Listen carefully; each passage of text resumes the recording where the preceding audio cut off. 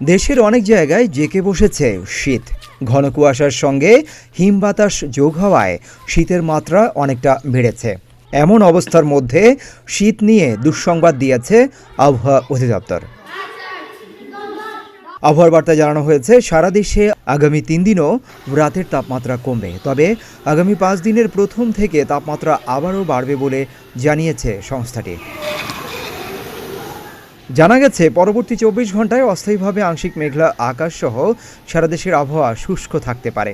মধ্যরাত থেকে সকাল পর্যন্ত সারা দেশে হালকা থেকে মাঝারি ধরনের কুয়াশা পড়তে পারে। সেই সঙ্গে দিনাজপুর ও পঞ্চগড়ের উপর দিয়ে বয়ে যাওয়া মৃদু শৈত্যপ্রবাহ অব্যাহত থাকতে পারে এবং বিস্তার লাভ করতে পারে।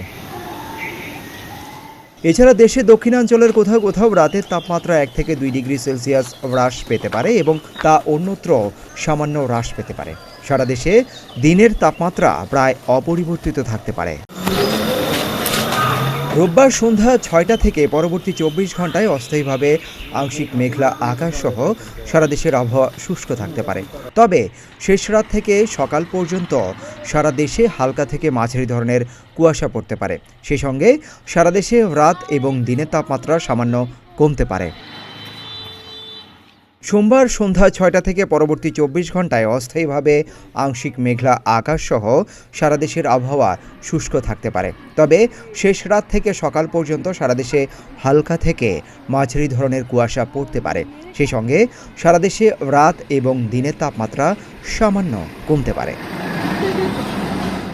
সিদ্দিকুর রহমান রোবন, প্রতিদিনের বাংলাদেশ।